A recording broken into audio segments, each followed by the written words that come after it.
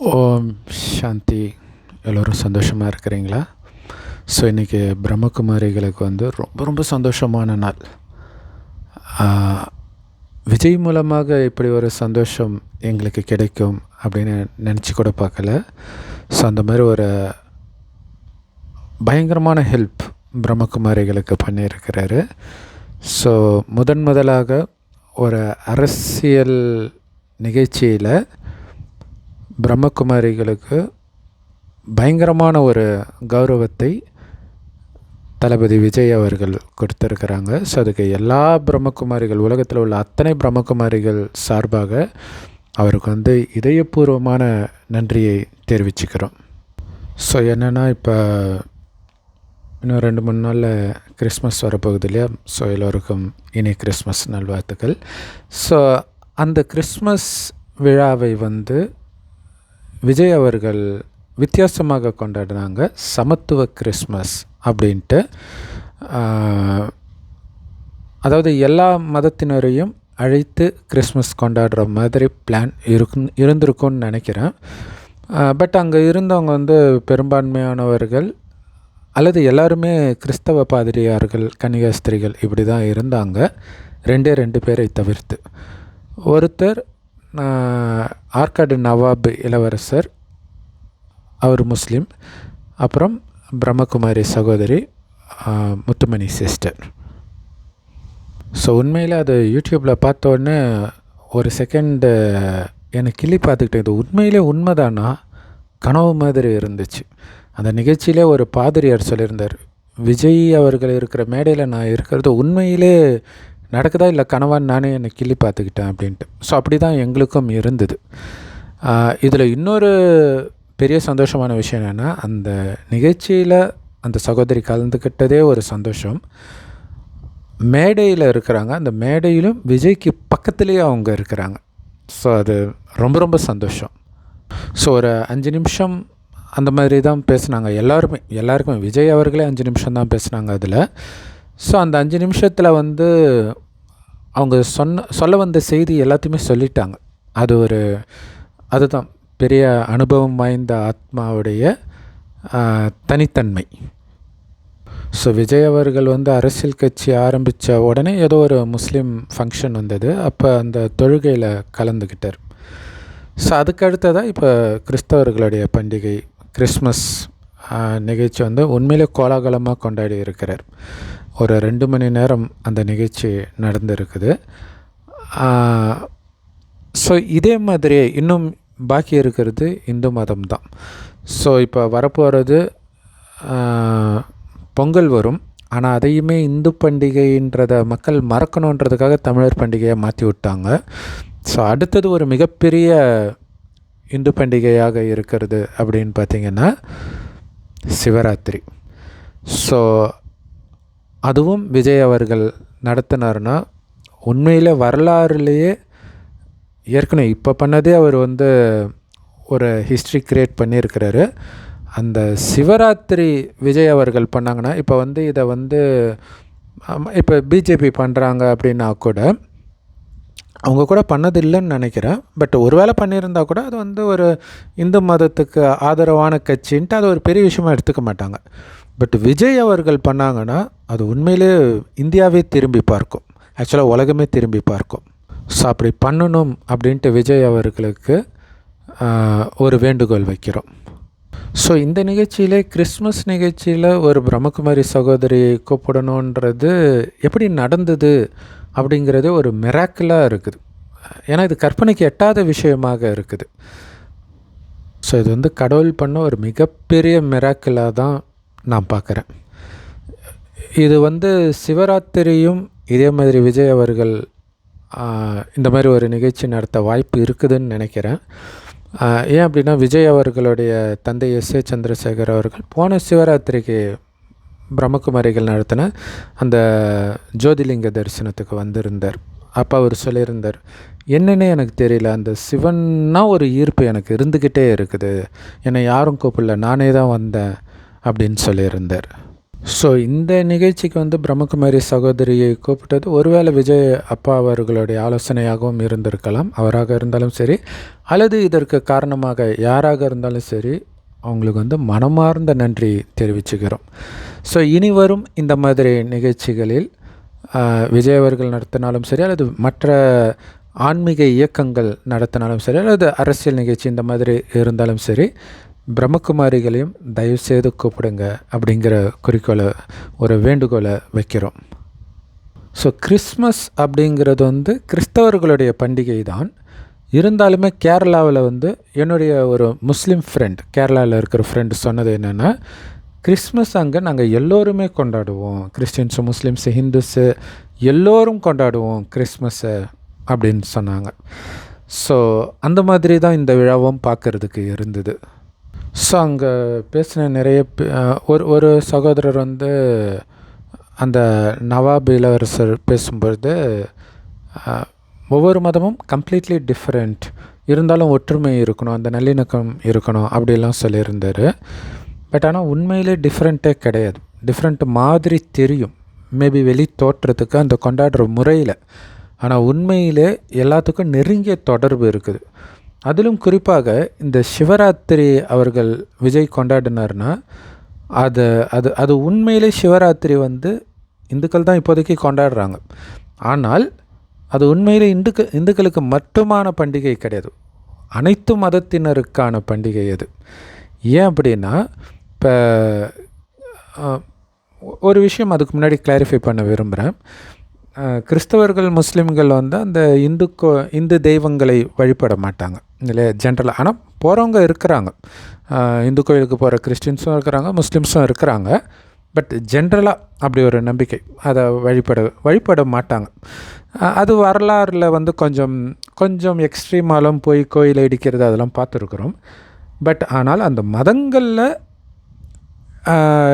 இந்து தெய்வங்களை வழிபடக்கூடாது அல்லது சிலை வழிபடக்கூடாது அப்படின்னு சொல்லப்பட்டிருக்கிறதுக்கு ஒரு முக்கியமான காரணம் இருக்குது. அது வெறுப்புனால கிடையாது. ஆனால் அந்த மத புஸ்தகத்தில் அப்படி வெறுப்பு மாதிரி இருக்கும், ஆனால் அது வெறுப்புனால கிடையாது. இப்போ உதாரணத்துக்கு இந்துக்கள் வந்து இயேசுவை வணங்குறது கிடையாது. அப்படின்னா இயேசுவை வெறுக்கிறாங்கன்னு அர்த்தமா? கிடையாது. நமக்கும் அவங்களுக்கும் சம்மந்தம் கிடையாது. அதாவது நமக்கு அவங்களுக்கும் சம்மந்தம் கிடையாதுன்னா அந்த மதத்துக்கும் நமக்கும் சம்மந்தம் கிடையாது. அப்படிங்கிறதுனால இவங்க எப்படி இயேசுவை வணங்குறது இல்லையோ அதே நேரத்தில் வெறுக்கிறதும் கிடையாது. அதே மாதிரி தான் அவர்களும் இந்து தெய்வங்களை வெறுக்கலை, அவங்களுக்கும் நமக்கும் சம்மந்தம் கிடையாது அப்படிங்கிறதுனால இருக்கிறாங்க. ஆனால் எல்லா மதத்தையும் இணைக்கிற ஒன்று இருக்குது. அது என்ன தெரியுமா? ஏன்னா இப்போ இயேசுக்கும் இந்து மதத்துக்கும் ஏன் சம்மந்தம் கிடையாதுன்னா, இயேசு ஒரு போதனை சொல்கிறாரு, அதனால் உருவாகிறது கிறிஸ்தவ மதம். ஆனால் இந்து மதம் அதுக்கு முன்னாடியே வந்துடுச்சு, அதனால் இதுக்கும் அதுக்கும் சம்மந்தம் கிடையாது. அதுதான் நான் சொல்ல வர்றது இல்லை. இப்போ பக்கத்து வீட்டில் வந்து ஒருத்தருடைய ஃபோட்டோ வச்சுருக்கிறாங்க, அவங்க அப்பாவுடைய ஃபோட்டோ வச்சுருக்கிறாங்க, அப்பா இறந்துட்டார், ஃபோட்டோ வச்சுருக்காரு. ஆனால் எங்கள் வீட்டில் அந்த ஃபோட்டோ இல்லை அப்படிங்கிறதுக்காக நான் அவரை வெறுக்கிறேன்னு அர்த்தம் கிடையாது. அவருக்கும் எனக்கு சம்மந்தம் இல்லை, அதனால் வச்சில்லை, அவ்வளோதான். அதே மாதிரி தான் இயேசு மூலமாக ஒரு மதம் உருவாகுது, அதனால் இயேசு வணங்குறாங்க. ஸோ அதுக்கு அடுத்ததாக முஸ்லீம் மதம் வருது. அதுவும் எப்படி வருதுன்னா அதோடைய தொடர்ச்சியாக வருது, அதனால் நாங்கள் இயேசுவை ஏற்றுக்கிறோம் அப்படின்னு சொல்கிறாங்க. பட் ரெண்டு பேருமே வந்து இந்து தெய்வங்களை வந்து வழிபடுறதோ ஏற்றுக்கிறதோ கிடையாது. அதுக்கு காரணம் சரி, அதுக்கான காரணம் பார்க்குறதுக்கு முன்னாடி இந்து மதத்துக்கும் அந்த தெய்வங்களுக்கும் என்ன தொடர்பு அப்படிங்கிறத பார்க்கணும். என்னென்னா, இப்போ கிறிஸ்தவர்களுடைய அப்பா இயேசு, முஸ்லீம்களுடைய அப்பா முகமது நபி. அவங்க அப்பான்னு சொல்கிறது கிடையாது, பட் மூத்தவர்னு வச்சுக்கோங்களாம் இல்லையா, அவர் தான் ஆரம்பம். அந்த அர்த்தத்தில் தான் அப்பான்னு சொல்கிறது. ஸோ அப்போ கிறிஸ்து சொன்னதை வைத்து அந்த மதம் வருது. ஸோ அப்போ அவர் தான் ஆரம்பமாக இருக்கிறார், ஆரம்ப புள்ளி அவர் அந்த மதம் உருவாகிறதுக்கு. ஸோ அதனால் அவரை பிடிச்சிக்கிறாங்க. அதுமாரி முகமது நபி தான் ஆரம்ப புள்ளி முஸ்லீம் மதம் வர்றதுக்கு, அதனால் அவர் அங்கே பிடிச்சிக்கிறாங்க. இப்போ யார் இந்துக்கள் வந்து இத்தனை தெய்வங்களை வழிபடுறாங்களோ இவங்க யார் அப்படின்னா இந்து மதத்துடைய ஆரம்பம் அவங்க. உங்களுக்கு தெரியும், இந்து மதம் பாரதத்தில் தோன்றியது இல்லையா. பாரதத்தில் தான் இத்தனை தெய்வங்களை வழிபடுறாங்க, நிறைய தெய்வங்கள். ஸோ இவங்கெல்லாம் யார் அப்படின்னா இந்துக்களுடைய மூதாதையர்கள். அதாவது இதே பாரத பூமியில் ஆரம்பத்தில் வாழ்ந்தவர்கள் மட்டும் இல்லை, ராஜ்யம் செய்தவர்கள். அது ராஜா ராணி ஆட்சி. ஸோ கடவுள் தான் ராஜா ராணி ஆட்சியை ஆரம்பித்து வச்சதாக பைபிளில் இருக்கும், சாலமன் காலத்தில் இருந்து. ஸோ ஒட்டுமொத்த உலகத்திலே அந்த ராஜா ராணி ஆட்சி ஆரம்பத்தில் தோன்றியதுன்னு சொல்ல முடியாது. ஆரம்பத்திலே அது தான் இருக்கும், ராஜா ராணி ஆட்சி தான் இருக்கும். ஸோ அப்படி முதல் ராஜா ராணியாக இருந்தது தான் லக்ஷ்மி நாராயணன். அதனால தான் ஆதி லக்ஷ்மி, ஆதி நாராயணன் பேர் இருக்கும். வேறு யாருக்கும் வராது, ஆதி ராமர், ஆதி சீதைன்னெலாம் வராது. ஸோ அவங்க தான் சொர்க்கமாக இருந்த பாரத பூமியின் முதல் மகாராஜா மகாராணி. அவர்களுடைய வம்சம் வரும். அது ஆக்சுவலாக ராஜா ராணி பதவியுடைய பேர். அது இப்போ எப்படி முதலாம் பல்லவன் இரண்டாம் பல்லவன் சொல்கிறோம் இல்லையா, அந்த மாதிரி முதலாம் நாராயணன் இரண்டாம் நாராயணன் அவங்களுடைய வம்சம் தான் ஆட்சி செய்யும் முதல் 1250 வருடம். அதை தான் சத்யுகம்னு சொல்கிறோம். ஒரு யுகமும் 1250 வருடம் வரும். 4 யுகம் மொத்தமாக சேர்த்தா 5000 வருடம் தான். அதில் சத்யுகமும் திரேதாயுகமும் சொர்க்கமாக இதே பாரத பூமி தான் இருந்தது. அடுத்த 2100 வருடம் இதே பூமி நரகமாக மாறுது. ஸோ நரகமாக மாறும்போது மதங்கள்லாம் வருது. ஸோ இப்போ இந்து மதம்னு நாம் சொல்கிறோம் இல்லையா, அப்போ ஆரம்பத்தில் அது இந்து மதமாலாம் இருக்காது. அது பேர் ஆரம்பத்தில் தோன்றியதுனால் ஆதி. ஸோ ஒரு ஆத்மா வந்துடுச்சுன்னா திரும்ப மேலே போகாது, மறுஜன்மம் எடுத்துக்கிட்டே இருக்கும். உலகம் அழியிற வரைக்கும், அழியும் போது தான் மேலே போகும். ஸோ அப்போ ஆரம்பத்துலேருந்து கடைசி வரைக்கும் இங்கே இருக்கிறதுனால அது அழிவற்ற, அதுதான் சனாதனம்னு அர்த்தம். ஆதி சனாதன தேவி தேவதைகள் தர்மம், இந்து தர்மம் கிடையாது. அடுத்தது பிற்காலத்தில் நரகத்தில் வரும்போது ஒரு டைம் இந்தியாவுடைய பேர் ஹிந்துஸ்தான் அப்படின்னு வைக்கப்படுது. இப்போ ஹிந்துஸ்தானில் வசிப்பவர்கள்ன்ற அர்த்தத்தில் ஹிந்துன்னு வருது. எப்படி கேரளாவில் வசிக்கிறவங்கள கேரளைட்ஸ் அப்படின்னு சொல்கிறோம், அது ஒன்றும் மதம் கிடையாது. அந்த மாதிரி இந்தியாவில் வசிப்பவர்கள்னு அர்த்தம் ஹிந்துன்றது. அப்போ வந்து இப்போ இந்துக்கள் நினைக்கிறவங்க தான் இருந்தாங்க, அது வேறு விஷயம். ஆனாலும் அது மதத்தின் பேர் கிடையாது. ஆதி சனாதன தேவி தேவதா தர்மம், அதுதான் மதத்துடைய பேர். ஸோ அங்கே வாழ்ந்தவர்கள் நம்முடைய மூதாதையர்கள், அவர்களைத்தான் இந்துக்கள் பாரதத்தில் கோயில் கட்டி கும்பிட்றாங்க. ஏன் அவங்கள கோயில் கட்டி கும்பிட்றாங்க அப்படின்னா, இப்போ இயேசுவை கடவுளுக்கு ஈக்குவலாக கிறிஸ்தவர்கள் நினைக்கிறாங்க. காரணம் என்னென்னா தூய்மை இல்லை, அவர் பிறவியே தூய்மையாக தான் இருக்குது, காமத்தினால் ஏற்படலை. சொர்க்கத்தில் இருக்கிற அத்தனை பேரும் காமம் இல்லாமல் தான் பிறப்பார்கள். கணவனும் மனைவியும் நமக்கு ஒரு வாரிசு வேணும்னு நினைக்கும் போது மனைவி கர்ப்பமாவாள். திருமணம் ஆன பிறகு தான் குழந்தை பிறக்கும். ஆனால் காமம்னா என்னன்னே தெரியாது அவங்களுக்கு. அவ்வளோ பரிசுத்தமாக எப்படி இருக்க முடிஞ்சதுன்னா, அவங்க யாருமே சரீர உணர்வில் இருக்க மாட்டாங்க. சரீரம் இருக்கும், ஆனால் இந்த சரீரத்தை இயக்கக்கூடிய ஆத்மா நான்ற உணர்வில் இருப்பாங்க. ஆத்மானா உயிர். அது பூர்வ மத்தியில் நட்சத்திரம் மாதிரி ஜொலிக்கினால்தான் இங்கே பொட்டு வைக்கிற பழக்கம் இருக்குது. அந்த ஆத்மா தான் கண் வழியாக பார்க்குது, வாய் வழியாக பேசுது, எல்லா காரியத்தையும் உடல் மூலமாக செய்து தன்னையும் ஆத்மான்னு உணர்ந்து பிறரையும் ஆத்மான்னு பூர்வ மத்தியை பார்த்து தான் பேசுவாங்க. ஸோ அதனால் ஆத்மாவில் கவனம் இருந்ததுனால உடல் உணர்வுக்கு வரமாட்டாங்க. அதனால் என்ன ஆகுனா சதா ஆனந்தமாக இருப்பாங்க. ஏன்னா ஆத்மாவுடைய உண்மையான குணம் ஆனந்தம். இப்போ ஆனந்தம், அமைதி, தூய்மை, இந்த மாதிரி தெய்வீக குணங்கள் மட்டுமே இருக்குமே தவிர காமம், கோபம், பற்று, பேராசை, அகங்காரம் போன்ற அசுர குணங்களே இருக்காது. ஏன்னா இந்த அசுர குணங்கள் வரணும்னா உடம்புன்ற உணர்வு வரணும். அது 2500 வருடம் கழிச்சு தான் வருது. இதை பிரம்மகுமாரி சகோதரி முத்துமணி சிஸ்டர் விஜய் அவர்கள் மேடையில் பேசும் பொழுது, ஆரம்பத்தில் இந்த 16 குணங்கள் கொண்டவர்களாக தான் நாம் இருந்தோம், இப்போ தான் நம்ம கீழான நிலை அடைஞ்சிட்டோன்ட்டு அப்படியே ரத்தின சுருக்கமாக ஒரே லைனில் சொல்லியிருப்பாங்க. ஸோ அதுக்கு பின்னாடி உள்ள ஞானம் இது தான். ஸோ மற்றபடி முகமது நபி, இயேசு அவர்கள்லாம் பாரதத்தில் இல்லாமல் வெளியில் அவங்க தோன்றுறாங்க, வெளியில் வேறு மதத்தை உருவாக்குறாங்க. ஸோ அதனால் பாரதத்துக்கும் அவங்களுக்கும் சம்மந்தம் இல்லை அப்படிங்கிறதுனால இவங்க அவங்கள வழிபடலையே தவிர வெறுப்பினால் கிடையாது, அதை புரிஞ்சுக்கணும். ஆனாலும் எல்லா மதங்களுக்கும் நெருங்கிய தொடர்பு இருக்குது. எந்த அளவுக்கு நெருங்கிய தொடர்பு இருக்குன்னா, இந்த கிறிஸ்மஸ் ட்ரீ இருக்குது இல்லையா, இதே மரத்தை தான் இந்துக்கள் கல்ப விருட்சம் அப்படின்னு சொல்லுவாங்க. ஆலமரம் மெயினாக சொல்லுவாங்க. அது காரணம் என்ன அப்படின்னா, இப்போ இதில் நிறைய கிளைகள் இருக்குது. ஒரு கிளையும் ஒரு மதம் மாதிரி. ஆனால் நிறைய கிளை இருந்தாலும் இது ஒரு மரத்தின் கிளைகள் தான். அதிலும் குறிப்பாக அந்த மைய பகுதி இருக்குது இல்லையா, மையத்தண்டு, மெயின் ஸ்டெம். அந்த மெயின் ஸ்டெம்மு தான் தேவதை தர்மம். அதிலிருந்து வரக்கூடிய கிளைகள் தான் மற்ற எல்லா தர்மங்களும். அது இந்தியாவில் தோன்றினாலும் சரி, மற்ற நாடுகளில் தோன்றினாலும் சரி, தொடர்பு இருக்கும். ஸோ அந்த தொடர்பை நாம் பார்க்கலாம். இப்போ இந்த பூமி நரகமாயிடுது, நிறைய பிரிவினைகள் வருது. குறிப்பாக காமம், கோபம், பற்றி, பேராசை, அகங்காரம் வருது. அப்போ சுயநலம் வருது. சுயநலம் வந்தாலே பிரிவினை வந்துடும். ஸோ அப்போ நிறைய பாவங்கள் செய்கிறோம். காமம், கோபம், பற்றி, பேராசை, அகங்காரத்தினால உந்தப்பட்டு அந்த பாவத்தின் பலனாக என்ன ஆகுதுன்னா, சொர்க்கத்தில் அவ்வளோ அழகாக இருப்போம், அழகை இழந்துட்டோம். சொர்க்கத்தில் தங்க செங்கற்களால் கட்டப்பட்ட மாட மாளிகையில் இருப்போம். இப்போ அந்தளவுக்கு பணக்காரராக இருக்கிறோம், எல்லாத்தையுமே இழந்துட்டோம் இல்லையா. கொரோனா வந்த டைமில் நிறைய பேர் பிச்சை எடுக்கிற நிலைமைக்கு தள்ளப்பட்டாங்க. ஸோ அந்த மாதிரி ஒரு மோசமான நிலையில் இப்போ இன்றைக்கி இருக்குது உலகம். ஆனால் நல்ல செய்தி என்ன அப்படின்னா, கலியுகம் அழியிறதுக்கு 100 வருடம் முன்பு தான் இந்த செய்தியை சொல்வதற்காக கடவுள் வருகிறார். ஸோ அந்த கடவுளைத்தான் பரமபிதான்னு கிறிஸ்தவர்களும், அல்லான்னு முஸ்லீம்களும், சிவன்னு இந்துக்களும் சொல்கிறாங்க. கடவுள் ஒருவரே. பேரே பாருங்கள், பரமசிவன், பரமபிதா, ஆத்மா. ஸோ அந்த பரமன்னு வரும். ஸோ ஏன்னா அவர் பரலோகத்தில் இருக்கிறார். பரலோகம்ன்றது கிறிஸ்தவர்கள் சொல்லுவாங்க, பரந்தாமம்னு இந்துக்கள் சொல்லுவாங்க. ரெண்டுத்துக்கும் அர்த்தம் ஒன்று தான். தாமம்னா இடம், உலகம்னாலும் அதுதான்.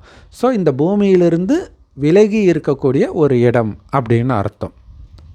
கடவுள் மட்டும் இல்லை, ஆத்மாக்களாகிய நாமளும் அங்கேருந்து தான் வந்தோம். இன்னும் கேட்டால் கடவுளும் நம்ம மாதிரி ஒரு ஆத்மா தான். அதனால தான் பரமாத்மா, உயர்ந்த ஆத்மா அப்படின்னு சொல்கிறோம். நம்ம புருவ மத்தியில் நட்சத்திரம் மாதிரி ஜொலிக்குது நம்ம உயிர். அது கண்ணுக்கு தெரியாத அளவுக்கு நுட்பமான ஒளிப்புள்ளி.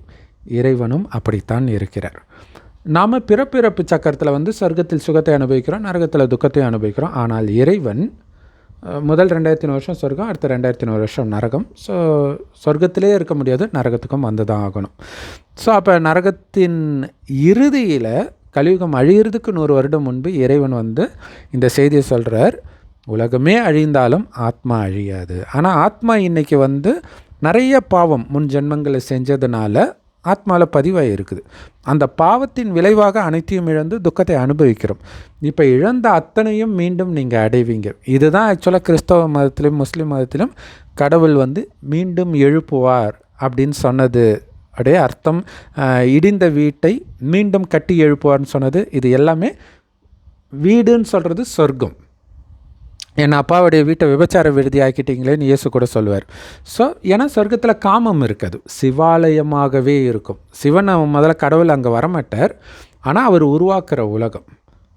கடவுள் வர்றது இப்போ தான், இந்த கடைசி 100 வருடம் தான். முஸ்லீம்கள் சொல்லுவாங்க, சொர்க்கத்தில் எந்த நேரமும் கடவுளையே நினச்சிட்டு இருப்பாங்க எல்லோருன்ட்டு. அது உண்மையில் அந்த சொர்க்கத்தை குறிக்கல, இந்த கடைசி 100 வருடம். பிரம்மகுமாரி இறைவன் ஒரு வயோதிகர் உடலில் இந்த ஞானத்தை கொடுக்குறார். அந்த வயோதிகருக்கு பிரம்மான்னு பேர் வைக்கிறார். அவர் வாய் வழியாக இந்த ஞானத்தை கேட்குறவங்க பிரம்மா, குமார், குமாரிகள். அதாவது பிரம்மாவுடைய குழந்தைகள். குமார், குமாரினா அதான் அர்த்தம் இல்லையா. ஸோ இந்த பிரம்மாவைத்தான் ஆதாம்னு சொல்கிறாங்க. அங்கே கேட்பாங்க இல்லையா, ஆதாம்னா அவர் தான் முதல்ல தோன்றினார்னா அவருடைய குழந்தைங்க அடுத்த ஜென்ரேஷன் எப்படி வந்தது? ஏன்னா அவங்க அண்ணன் தங்கச்சி ஆகிடுறாங்களே. ஏன்னா பைபிள், குரான் எல்லா மதத்துலையும் விபச்சாரத்தை பயங்கரமாக கண்டிச்சிருக்கோம். அப்படி இருக்கும்போது எப்படி அடுத்த சந்ததி வந்திருக்கும்? அது அவங்களுக்கு தெரியாதனால என்ன பண்ணுவாங்கன்னா, கடவுள் அப்போ அனுமதிச்சாருவாங்க. அது உண்மையில் எதை குறிக்குதுன்னா, இப்போ பிரம்மகுமாரிகள் மூலமாக அனைவரும் சகோதரன் சகோதரி ஆக்குறார். ஏன்னா சொர்க்கத்தில் காமம் இருக்காது, அந்த குணம் இப்போவே வரணும். அப்போ ஆத்மான்னு உணர்ந்து சிவ பரமாத்மாவை நினைக்கணும். செம்பன் நிறமான ஒளி உலகத்தில் நட்சத்திரம் மாதிரி இருக்கார். ஸோ செவ்வானத்தில் நட்சத்திரம் மாதிரி இறைவனை நினைக்கணும். உங்களை ஆத்மானு உணர்ந்து நினைக்க உடல்ன்ற உணர்வு மறந்து போகும், சொர்க்கத்தில் இருந்தால் மாதிரி. ஸோ இதை தான் பிரம்மகுமாரி சகோதரி கூட அங்கே விஜய் மேடையில் பேசும்பொழுது, இறைவனை ஜோதி ஸ்வரூபமாக உங்களை ஆத்மானு உணர்ந்து ஒரு நிமிஷம் நினைங்க அப்படின்னு சொல்லியிருப்பாங்க. ஸோ இறைவனை எந்த அளவுக்கு நீங்கள் இப்போ நினச்சிக்கிட்டே இருக்கீங்களோ அந்த அளவுக்கு உடல் உணர்வு போகும். உடல் உணர்வு போனாலே காமம், கோபம். ஏன்னா இந்த காமம், கோபம், பற்று, பேராசை, அகங்காரத்தினால தான் எல்லா பிரச்சனையும் வர்றது. வெறும் ஜோதியாகவே உங்களை உணர ஆரம்பிப்பீங்க. அந்த நிலை அடையும் போது தான் உலக அழிவு ஸ்டார்ட் ஆகும். உலக போர் மூலமாகவும் இயற்கை சீற்றத்தின் மூலமாகவும் ஸ்டார்ட் ஆகும். ஏன்னா உலகம் அழிந்தால்தான் சொர்க்கமாகும். ஆனால் உலக அழிவுன்றது எவ்வளோ பெரிய துக்கத்தை கொடுக்கும் எல்லோருக்கும். ஆனால் பைபிளில் சொன்ன மாதிரி உங்கள் துக்கம் சுகமாக மாறுன்ற மாதிரி நீங்கள் அதுக்குள்ளே உடல் உணர்வை வென்று ஆத்ம உணர்வுக்கு வந்துட்டிங்கன்னா உங்களுக்கு அது ஒரு துக்கத்தை கொடுக்காது. ஏன்னா இந்த உடலே நான் இல்லைன்னும் போது சுற்றி இருக்கிற யாரையுமே என்னுடையவர்கள் அல்லது என்னுடைய பொருள் அப்படின்னு பிடிக்க மாட்டீங்க. சதா ஆனந்தமாக இருப்பீங்க. ஏன்னா அந்த நேரத்தில் உலகம் ஃபுல்லாக துக்கம் இருக்கும். அந்த நேரத்துக்கு இப்போ துக்கம் இருந்தாலும் தண்ணி அடித்து விபச்சாரி இப்படி போய் தான் ஏதோ ஒரு மயக்கத்தில் மனுஷன் இருக்கிறான். கடைசியில் அதெல்லாம் இருக்காது. கரண்ட் இருக்காது, இன்டர்நெட் இருக்காது, அப்படி இருக்கும். ஸோ அந்த நேரம் தான் மனிதனுக்கு துக்கத்தின் உச்சத்தில் இருப்பான். இப்போவே மனிதர்கள் துக்கத்தில் தான் இருக்கிறாங்க. பட் இந்த மாதிரி சினிமா இந்த மாதிரி விஷயத்தில் மயக்கத்தில் இருக்கனால அவங்களுக்கு தெரியல. ஸோ அதெல்லாம் கட் ஆகிடுச்சு. மொபைல் இல்லைனாலே நிறைய பேர் மென்டல் ஆகிடுவாங்க இப்போதைக்கு. ஸோ அந்தளவுக்கு பலகீனமாகவும் இருக்கிறாங்க. ஸோ இதெல்லாம் கடைசியில் கட் ஆகும்போது அதே நேரத்தில் துக்கமும் உச்சத்தில் இருக்கும்பொழுது எப்படி இருக்கும் யோசிச்சுப்பாங்க. அந்த நேரம் சந்தோஷம்தான் தேவை. அப்போ சந்தோஷம் கொடுக்கக்கூடிய எதுவும் இங்கே நடக்காது. ஏன்னா நரகம் அழியிற நேரம் நடக்குது. அப்போ என்ன பண்ணணும்னா, சந்தோஷமே இல்லாட்டினாலும் அவர்களுக்கு நம்மால் சந்தோஷத்தை கொடுக்க முடியும். நாம் சந்தோஷமாக இருக்கும்பொழுது அந்த அதிர்வலைகள் வைப்ரேஷன் வாயுமண்டலத்தில் பரவி அனைத்து ஆத்மாக்களுக்கும் அந்த சந்தோஷத்தையும் அமைதியை மெயினாக கொடுக்கும். ஸோ அதுக்கு தான் இப்போ இறைவனை நினைக்க நினைக்க அந்த அமைதி சக்தி சேமிப்பாகும். கடைசி நேரத்தில் அனைத்தையும் இழக்கும்போதும் நம்ம அமைதி கொஞ்சம் கூட குறையாமல் இருக்கும். ஸோ அந்த அமைதியை அனைவருக்கும் கொடுக்கறதுனால தான் இந்துக்கள் இவ்வளோ கோயில் கட்டுறாங்க. சொர்க்கத்தில் வாழ்ந்த தேவதைகளுக்கு கிடையாது. தேவதைகளுக்கு தான் கட்டுறாங்க. ஆனால் தேவதைகளாக இருந்ததுனால கோயில் கட்டலை. ஏன்னா அது சொர்க்கத்தில் ஆட்சி நடக்குது. அது சொர்க்கம், எல்லோரும் நல்லா தான் இருக்க போகிறாங்க. அது இன்னும் பெரிய மகிமை கிடையாது. இப்போ நரகத்தில் எல்லாம் துக்கத்தில் இருக்கும்போது இறைவன் வராரு, ஞானத்தை கொடுக்குறாரு. ஆனால் எல்லோரும் முதல்ல ஏற்றுக்க மாட்டாங்க இல்லையா? யார் சொர்க்கத்தில் தேவதையாக இருந்தார்களோ அவர்கள் தான் இதை ஏற்றுக்குவாங்க. எல்லாம் மறுஜன்மம் எடுத்து இப்போ தான் எல்லா மதத்துலையும் இருப்பாங்க. ஸோ அவங்க இந்த ஞானத்தை கேட்ட உடனே ஒளியை பார்த்து விட்டில் பூச்சி போகிற மாதிரி டக்குன்னு இந்த ஞானத்தை எடுப்பாங்க. ஸோ இப்போ இந்த ஞானத்தை எடுத்து இவங்க முயற்சி பண்ணி கடைசியில் இதில் இன்னொரு விஷயம் என்னென்னா, இவங்களுக்கு தான் பிரம்மகுமாரிகளாக யார் ஆகுறாங்களோ அவங்களுக்கு தான் எல்லா விதமான சோதனைகளும் வரும். ஆரம்பத்திலே வந்துடும். சொத்து அபகரிப்பு இந்த மாதிரி நிறைய விஷயங்கள் பயங்கரமாக பாதிக்கப்பட்டு எதுவும் இல்லாமல் இருப்பாங்க. ஆனாலும் சிரித்த முகம் மாறாமல் இருக்கணும். அதுக்கு கடவுள் ட்ரைனிங் கொடுக்குறார். அதுதான் கடவுள் அந்த பிரம்மா வாய் வழியாக சொல்கிற ஞானத்தை முரளின்னு சொல்லுவோம். எல்லா பிரம்மகுமாரிகள் ராஜயோக தியான நிலையத்திலும் முற்றிலும் இலவசமாக கிடைக்குது. யூடியூப் வெப்சைட்ஸில் இருக்குது. அதோடைய லிங்க் இந்த வீடியோக்கு டிஸ்கிரிப்ஷனில் கொடுக்குறோம். அவசியம் பாருங்கள். இல்லைனா நீங்கள் பிகே சரவணகுமார் தமிழ் முரளின்னு போட்டிங்கனாலே விளக்கத்தோடவே அந்த முரளியை நாமளே எடுத்திருப்போம். அதை அவசியம் பாருங்கள். ஸோ அந்த ஞானத்தை சிந்தனை பண்ணிக்கிட்டே இருக்கணும். நாள் ஃபுல்லாக இறைவனையும் நினைவு பண்ணிக்கிட்டே இருக்கணும். அவ்வளோதான். ரொம்ப ஈஸி. கஷ்டம் கிடையாது. பட்டினி கிடக்க தேவையில்லை, எதுவுமே பண்ண தேவையில்லை. நீங்கள் பாட்டுக்கு இறைவன் நினைவில் ஜாலியாக எல்லா வேலையும் செஞ்சுட்டு இருக்க வேண்டியதான். ஆனால் இறைவனை நினைக்கிறதுல கவனம் வச்சுக்கிட்டே இருக்கணும் எப்போவுமே, முடிஞ்ச அளவுக்கு. ஆனால் அடிக்கடி மறந்துக்கிட்டே தான் இருக்கும். அவ்வளோ ஈஸி கிடையாது. இறைவனை நினைக்கிறது ஈஸி. ஒரு நட்சத்திரத்தை நினைக்கிறதுனா கஷ்டமாக. ஆனால் நிரந்தரமாக நினைக்கிறது இருக்குது பாருங்கள், அதுதான் சேலஞ்ச். ஸோ இப்போ அலட்சியம் இல்லாமல் எந்த அளவுக்கு இறைவனை நினைத்து காமம் கோபம் பற்று பேராசை அகங்காரத்தை வெல்றீங்களோ அந்த அளவுக்கு சக்திசாலியாக இறுதியில் இருப்பீங்க. ஸோ உங்களுடைய சக்தியின் மூலமாக மற்றவர்களை அமைதிப்படுத்தி கடைசி நேரத்தில் எல்லாத்தையும் இழக்கும்போது இறைவனை ஞானத்தை எல்லாம் ஏற்றுக்குவாங்க. ஏற்றுக்கிட்டு எல்லோரும் இறைவனை நினைப்பாங்க. அந்த நினைக்கிறதுக்கு அவங்களுக்கு அமைதி வேணும் இல்லையா? அந்த அமைதி சக்தியை நாம் கொடுப்போம். அதனால தான் அந்த தெய்வங்களுக்கு, இந்து தெய்வங்களுக்கு அவ்வளோ மகிமை. தெருவுக்கு தெரு கோயில் இருக்கிறது, அதுக்கெல்லாம் அதுதான் காரணம். ஸோ ஆனால் இது எங்கே நடக்குது அப்படின்னா, பாரதத்தில் மட்டும் நடக்காது. ஏன்னா கடவுள் ஒன்றும் பாரதத்தில் இருக்கிறவங்களுக்கு மட்டும் கடவுள் கிடையாது. உலகத்தில் இருக்கிற அத்தனை பேருக்கும் தான். வர்றது பாரதத்தில் வர்றாரு, அதனால் பாரதத்தில் சிவராத்திரி கொண்டாடுறாங்க. ஆனால் உலகத்தில் இருக்கிற அத்தனை பேரும் அவருடைய குழந்தைங்க தான். ஸோ பாரதத்துக்கு முன்னாடியே மற்ற நாடுகள் எல்லாம் அழிஞ்சிடும். ஸோ அதெல்லாம் நம்ம கண்ணு முன்னாடி பார்க்க போகிறோம். ஏன்னா கடைசி நேரத்தில் தான் இருக்கிறோம். ஏன்னா கடைசி 100 வருடம் தான் இறைவன் வர்றார். அவர் 90 வருஷம் ஆயிடுச்சு. ஸோ அதனால தான் இப்போ சீக்கிரமாக வெளிப்படுறார் இல்லை, டைம் நெருங்குது இல்லையா? ஸோ வெளிப்பட்டு தானே ஆகணும். ஸோ அதில் ஒரு மிகப்பெரிய கருவியாக சகோதரர் விஜய் அவர்களும் இருந்திருக்கிறாங்க. ஸோ 5 வருஷம் முன்னாடியே தெலுங்கு சூப்பர் ஸ்டார் சிரஞ்சீவி அவர்கள் பிரம்மகுமாரிகள் ஹெட் குவார்ட்டர்ஸ் மதுபனுக்கே போயிருக்கிறார். இந்த ட்ரெஸ்ஸோட பேட்சோடு போயிருக்கிறார். அடுத்தது பார்த்திங்கன்னா ஏஆர் ரஹ்மான் அவர்கள் பல தடவை பிரம்மகுமாரி சென்டருக்கு வெளிநாடுகளில் போயிட்டு தான் இருக்கிறாங்க. இன்னொன்று நம்மளுடைய ஜனாதிபதி முர்மு அவர்களே பிரம்மகுமாரி தான். அதே மாதிரி டெல்லி சிஎம்மும் அந்த சகோதரியும் ஒரு பக்கா பிரம்மகுமாரி தான். ஸோ இப்படியே போக போக உலகம் முழுவதும் தெரிஞ்சிடும் பிரம்மகுமாரிகள் மூலமாக கடவுள் வந்திருக்கிறாரு, அவருடைய ஞானத்தை தான் அவங்க எல்லோருக்கும் கொடுக்குறாங்க அப்படிங்கிறது உலகம் ஃபுல்லாக தெரிஞ்சிடும். எல்லோரும் ஏற்றுக்குவாங்க. ஏன்னா எல்லோருமே கடவுள் தானே. அவங்க என்ன தான் இயேசுவை பிடிச்சாலும் நபியை பிடிச்சாலும் கடைசியில் இயேசுக்கு மேலே இருக்கிற பரமபிதா தான் கடவுள்ன்றது அவங்களுக்கும் தெரியும். அல்லா தான் கடவுள்னு அவங்களுக்கும் தெரியும். ஆனால் அவர் வருவாருன்றது மட்டும் அவங்களுக்கு தெரியாது. சிவபெருமானே இங்கே வருவாருன்றது இந்துக்களுக்கும் தெரியாது. அவங்க கிருஷ்ணர் தான் கல்கி பகவானாக வருவார் அப்படி தான் நினச்சிட்ருக்கிறாங்க. ஆனால் இறுதியில் வருவது சிவபெருமான். ஸோ அதை தான் இயேசுவின் 2ஆம் வருகை இப்படியெல்லாம் சொல்கிறது. இப்போ அந்த கல்லறையிலிருந்து உங்களை எழுப்புவேன் அப்படின்ட்டு பைபிளில் இருக்கும். அதோடைய அர்த்தம் என்ன அப்படின்னா, சொர்க்கமாக இருந்த பாரத பூமி இன்றைக்கி சொர்க்கமாக கிடையாது, ஆனால் சொர்க்கமாக மாறப்போகுது. ஸோ அதை மீண்டும் எழுப்புறார். முதல்ல எதை எழுப்புறாருன்னா, நாம் தேவதைன்றதே தெரியாமல் செத்து போன மாதிரி இருக்கிறோம் உடல் உணர்வில். நீ அழியக்கூடிய உடம்பு கிடையாது, ஆத்மான்னு மீண்டும் அந்த தெய்வீக குணத்தை நமக்குள்ளே நிரப்பி எழுப்புறது தான் இறுதியில் மீண்டும் உங்களை எழுப்புவேன் அப்படின்னு சொல்லப்பட்டிருக்கு. அந்த இறுதியும் ஆரம்பமும் ஒன்றே. ஸோ பைபிளில் பார்த்திங்கன்னா ஆரம்பத்தில் ஆதாமை மண்ணிலிருந்து எழுப்பார், கடைசியில் கல்லறையிலேருந்து எழுப்பினாங்க. ரெண்டுமே ஒரே விஷயம்தான். மற்றபடி மண்ணிலிருந்து அப்படியே அதில் என்ன சொல்லியிருக்குதோ அப்படியே நடந்தது அப்படின்னு நினைக்காதீங்க. அது ஒரு சிம்பாலிக்காக சொல்லப்பட்டிருக்குது, அவ்வளோதான். ஸோ இதில் விஜய் அவர்கள் கடைசியாக முடிக்கும்போது ஒரு ஒளி பிறக்கும், அது நம்மை வழி நடத்தும் அப்படின்னு சொல்லியிருப்பார். ஆக்சுவலாக இயேசு பிறக்கிறத ஒரு நட்சத்திரம் தான் வழிகாட்டும் தேவதூதர்களுக்கு அப்படின்னு சொல்லப்பட்டிருக்கும். அப்போ என்னென்னா, நட்சத்திரம் எப்படி வருமா யோசிச்சு பாருங்கள், வந்தால் பூமி தாங்குமா இல்லையா? அப்போ அதுவுமே சிம்பாலிக்காக சொல்லப்பட்டதான். இங்கே நட்சத்திர வடிவத்தில் இருக்கிற இறைவன் இந்த பூமிக்கு நம்மை அவருடைய குழந்தையை ஆக்குறார்,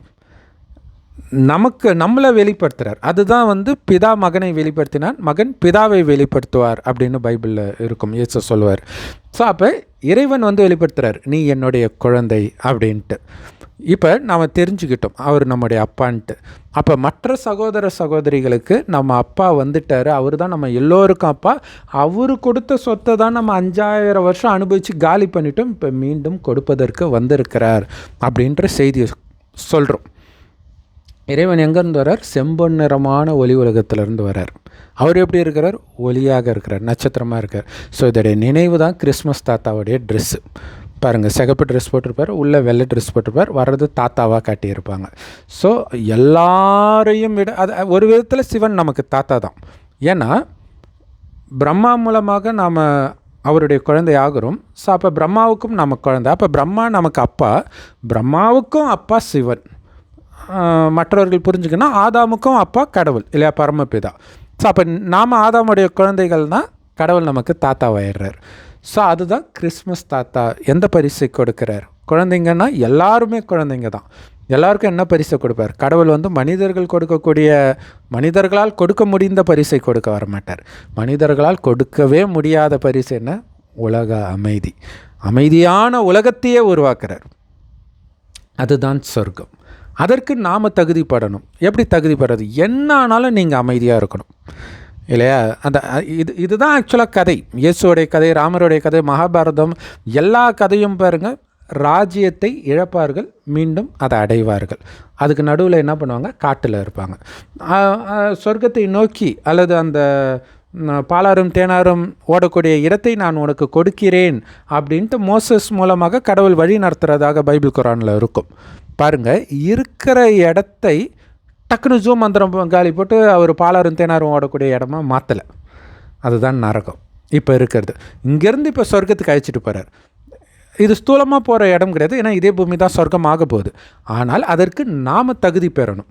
அந்த தகுதி பெறுவதற்கு அனைத்தையும் இழப்பதற்கு தயாராக இருக்கணும். ஏன்னா எப்படியா இருந்தாலும் எல்லாத்தையும் இழக்க தான் போகிறோம். ஆனால் இழக்கும்போது ஐயோ ஐயோன்னு அலறிட்டு இழக்கிறீங்களா, ஸ்ரீராமர் மாதிரி சிரித்த முகம் மாறாமல் இழக்கிறீங்களா? ஏன்னா ஸ்ரீராமர்கிட்ட அந்த ராஜ்யத்தை பிடுங்கிட்டு காட்டுக்கு போனோடனே அன்று மலர்ந்த தாமரை போல் சிரித்த முகத்துடன் அவர் சென்றார் அப்படின்னு சொல்லப்பட்டிருக்கும்.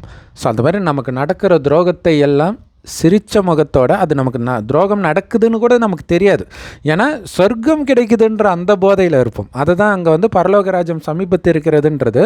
இயேசு அனைத்தையும் எப்படி இழந்தார், ராமர் எப்படி அனைத்தையும் இழந்தார், பாண்டவர்களை எப்படி அவங்களால இழந்து அமைதியாக இருக்க முடிஞ்சது? ஏன்னா அவங்க சொர்க்கத்துக்கு போகிறன்ற அந்த போதையில் இருக்கிறாங்க இல்லையா? இப்போ அந்த மோசஸ் இருக்க எகிப்தில் அடிமைகளாக இருக்கிறாங்க. அவங்கள தான் இஸ்ரவேலர்கள்னு சொல்கிறாங்க. அவங்கள அழைச்சிட்டு வராங்க. அப்போ அங்கே இருக்கிறாங்க. அதை விட்டு அவங்க வரணும். பாலாரும் தேனாரும் ஓடக்கூடிய இடத்துக்கு வரணும்னா இந்த இடத்த விட்டால் தானே அங்கே போக முடியும். அதே மாதிரி சொர்க்கத்துக்கு நாம் போகணும். சொர்க்கத்தில் அழகிய உடல் இருக்கும். அப்போ இந்த உடலை விட்டால், இந்த உலகத்தை விட்டால் தான் அங்கே போக முடியும். ஆனால் எத்தனை பேர் விடுறதுக்கு தயாராக இருக்கிறாங்க? ஸோ வந்திருக்கிறது என்னுடைய அப்பா பரமபிதா அல்லாஹ் சிவபெருமான் அப்படின்னு அசைக்க முடியாத நிச்சய புத்தி வரும்போது தான் இப்பயே விடுவோம். அந்த சொர்க்கத்தின் குணத்தை, காமம் கோபம் பற்று பேராசை அகங்காரம் இல்லாத அந்த குணத்தை இப்போவே உருவாக்கிட்டோன்னா சொர்க்கத்தில் வந்துடும். பட் சொர்க்கத்துக்கு வந்தாலும் வராட்டினாலும் எல்லோரும் மேலே போய் தான் ஆகணும். போகிறதுக்கு இறைவனை நினச்சா தான் போக முடியும். ஸோ இப்போவே இறைவனை, எந்த கஷ்டமும் வர்றதுக்கு முன்னாடியே இறைவனை நினைத்தால் சொர்க்கத்துக்கே வந்துடலாம். கடைசியில் அனைத்தையும் இழந்து வேறு வழி இல்லாமல் இந்த பூமியிலேருந்து தப்பிச்சா போதுன்ற நிலைமை வந்துடும். கடைசியில் சுனாமி எல்லாம் வந்து திரும்புகிற பக்கமெல்லாம் தண்ணியாக இருக்கும். தண்ணி இல்லாத இடத்துல ரொம்ப கொடூரமாக இருக்கும் நரகம். இன்றைக்கி பார்க்குற பாலஸ்தீன் உக்ரைன்லாம் ஒன்றும் கிடையாது. அந்த மாதிரி மோசமாக இருக்கும். அந்த நேரத்தில் பயத்தில் இறைவனை நினைப்பான் மனிதர்கள். நாஸ்திகம் பேசுகிறாங்களா, அந்த நேரம்லாம் நாஸ்திகம் பேச முடியாது. எல்லாருக்கும் தெரிஞ்சிடும் கடவுள் வந்திருக்கிறாருன்னு. ஸோ அவரை தான் நினைப்பாங்க. ஸோ அப்படி நினைத்து அது மேலே போகிறதுக்கு மட்டும் யூஸ் ஆகும், சொர்க்கத்துக்கு வர்றதுக்கு யூஸ் ஆகாது. ஸோ அப்படி சொர்க்கத்துக்கு வரவங்க தேவதைகள். அந்த தேவதைகளுடைய வம்சமாக இப்போ தொடர்ந்து வர்றதான் இந்துக்கள். அவங்க தேவதைகளை வணங்குறாங்க. ஸோ ஒளி பிறக்கும் வழி நடத்தும்ட்டு விஜய் அவர்கள் சொன்ன மாதிரி அந்த ஒளி இறைவன் தான் வந்து நீங்களும் ஒளி தான், என்னை மாதிரியே உடம்பு கிடையாதுன்னு உணர வச்சு நம்மை கூடவே அழைச்சிட்டு போகிறார், வழி நடத்தி அழைச்சிட்டு போகிறார். ஸோ அதனால தான் அவரை வந்து கைடுன்னும் சொல்லலாம், விடுவிப்பவர்னும் சொல்லலாம், மீட்பர்னுவாங்க கிறிஸ்தவர்கள். இந்த துக்கம் நிரம்பிய உலகத்திலேருந்து மீட்டு சொர்க்கத்துக்கு அழைச்சிட்டு போகிறத தான் இறைவன் பண்ணுறார். அப்போ யோசிச்சு பாருங்கள், கடலை கடந்து மோசஸ் அண்ணாண்டு போவார், கடலை பிளந்து அண்ணாண்டு போகிறார், பின்னாடியே துரத்திட்டு வராங்க, அவங்க விழுறாங்க, இறந்துடுறாங்க அப்படின்னு. ஆனால் உண்மையிலே அப்படி நடக்க வாய்ப்பு இருக்குது. அதுவும் எப்படின்னா, கடல் இப்படி விலகி நிற்காது, இப்படி போகாது, அப்படியே பொழக்கும். அதாவது கடல் தரை இதுன்னு வச்சுக்கோங்களேன், இது கடல் மேல் மட்டம்னு வச்சுக்கோங்களேன், இப்படி நவரும் ஒரு டோர் திறக்கிற மாதிரி. இது நிஜத்தில் நடக்குமா? யோசிச்சு பாருங்கள் இல்லையா? ஸோ அதோடைய அர்த்தம் என்னென்னா, 2 பேரும் தான் இறக்குறாங்க. ஆனால் இறக்கிறதுக்கு முன்னாடி இவங்க அந்த பக்கம் போயிடுறாங்க, அதாவது சொர்க்கத்துக்கு போயிடுறாங்க இல்லையா? இப்போ இந்த நரகம் ஒரு கரை, இது ஒரு சிம்பாலிக்காக புரிஞ்சுக்கணும். ஒரே நாளில் உங்களுக்கு புரியுமான்னு தெரில. இது ஒரு கலியுகம்ன்றது ஒரு கரை, கடல், அதுக்கு அண்ணாண்ட சொர்க்கம். ஸோ இதை கடந்து அண்ணாண்ட போகிறாங்க. இது கிறிஸ்தவ மதம், முஸ்லீம் மதத்தில் மட்டும் இல்லை, இந்து மதத்துலேயும் இருக்கும். யமுனை நதியை கடந்து அண்ணாண்ட கரைக்கு அழைச்சிட்டு போவாங்க கிருஷ்ணர் பிறந்த உடனே. ஸோ எல்லாமே ஒரே விஷயத்தை தான் போதிக்குது. இன்னும் கரெக்டாக சொல்லணுன்னா, கிபி கிமு அப்படின்னு சொல்லுவாங்க தெரியுமா? அதை வைத்து தான் இயேசு பிறந்ததுக்கு இதுவே ஒரு பெரிய ஆதாரம் அப்படின்னு சொல்லுவாங்க. அது கரெக்டு தான். அந்த இயேசுவோடைய கதையாக சொல்லப்பட்டது உண்மையில் இயேசுவுக்கு அப்போ நடக்கலை, 2வது வருகையில் நடக்கும். 2வது வருகை அப்படின்னா அவர் எங்கேயும் போகலை, மறுஜன்மத்தை எல்லாம் இங்கே தான் இருக்கிறோம். இப்போ தான் அந்த ஞானத்தை எல்லோருக்கும் சொல்லுவார். அது நீங்களாகவும் இருக்கலாம், நானாகவும் இருக்கலாம், தெரியாது. ஆனால் நடக்கிற சம்பவத்தை வச்சு, இனி நடக்க போகிற சம்பவத்தை வச்சு நம்ம புரிஞ்சிக்கலாம். ஆனால் சிலுவையில் அறையிறாங்க, நிஜமால சிலுவையில் அறையிறாங்கன்னு அர்த்தம் இல்லை. அந்த அளவுக்கு துக்கம், நம்பிக்கை துரோகம் எல்லாத்தையும் வாங்கிக்கிட்டு அப்படி பண்ணவங்களும் நல்லா இருக்கணும். இந்து தெய்வங்கள் எல்லாம் இப்படி கை வச்சுருங்க இல்லையா, அவங்களும் நல்லா இருக்கணும். வரவங்க போகிறவங்கள நல்லா இருக்கிறவங்கன்னு சொல்லிடுவீங்க, ஆனால் உங்களுக்கு பயங்கரமான துரோகம் பண்ணி உங்களை நடுத்தேர்வில் விட்டாங்களா, அவங்களும் நல்லா இருக்கணும்னு சொல்கிற மனநிலை டக்குன்னு வந்துடாது. அந்த நிலைக்கு வர்றது தான் இயேசுவோடைய கதையே. பாருங்கள், ஃபஸ்ட்டு அவருக்கு கோபம் வரும், பசிக்கும்போது அத்தி மரத்தில் காய் இல்லைன்ற அளவு, அதனால் கோபப்பட்டு அத்தி மரத்தை சபித்து எரிச்சிடுவார். ஸோ அந்த மாதிரி கோபக்காரனாக இருந்த ஒரு மனுஷன் படிப்படியாக அவர் மாறி இயேசுவை வந்து அரெஸ்ட் பண்ண வரும்பொழுது, இயேசுடைய சிஷ்யன் வந்து வாளால் அந்த போர் வீரன் காதை வெட்டிடுறான். உடனே இயேசு வந்து ஒரே எடுத்து வாலில் போடு, இது பிதாவினுடைய சித்தம்னா அதுதான் நடக்கும் அப்படின்னு சொல்லிடுறார்.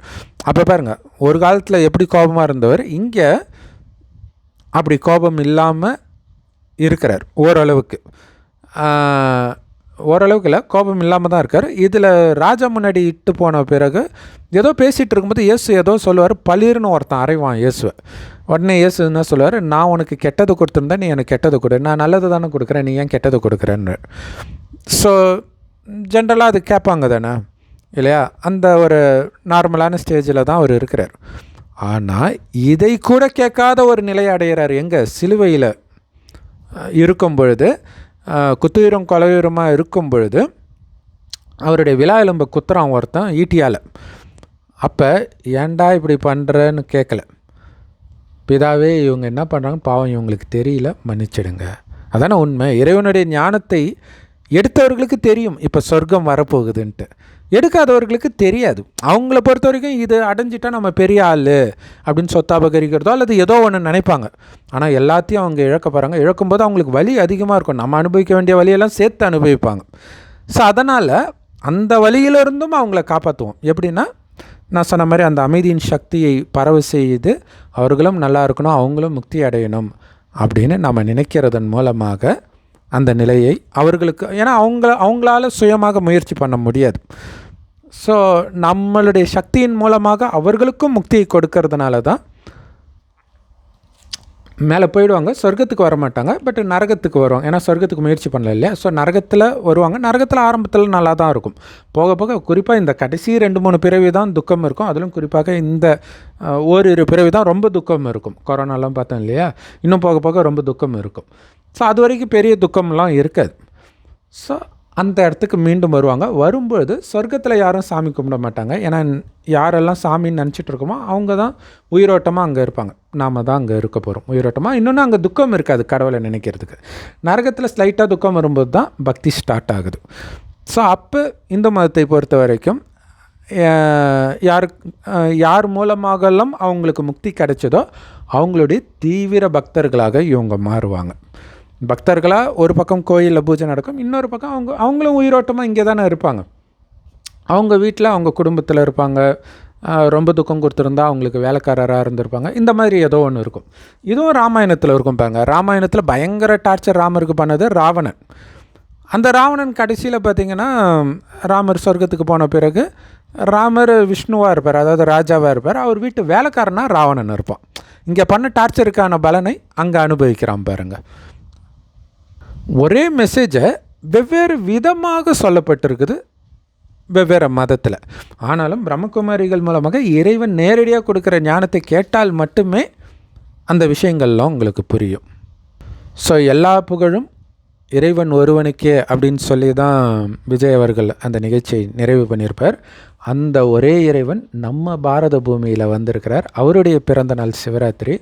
ஸோ அதில் விஜய் சகோதரர் கண்டிப்பாக நடத்தணும் அப்படின்ட்டு நான் தாழ்மையோடு கேட்டுக்கிறேன்.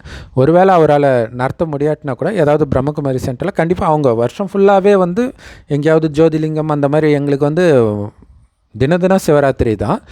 ஸோ அந்த மாதிரி நிகழ்ச்சிக்கு விஜய் அவர்களை வந்து சிவராத்திரியின் பொழுது கண்டிப்பாக கூப்பிடுவாங்க அப்படின்னு நான் நம்புகிறேன்.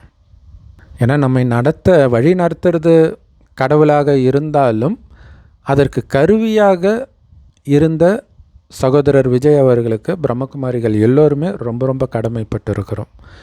ஓம் சாந்தி. தேங்க்ஸ் ஃபார் வாட்சிங். Thank you Vijay sir.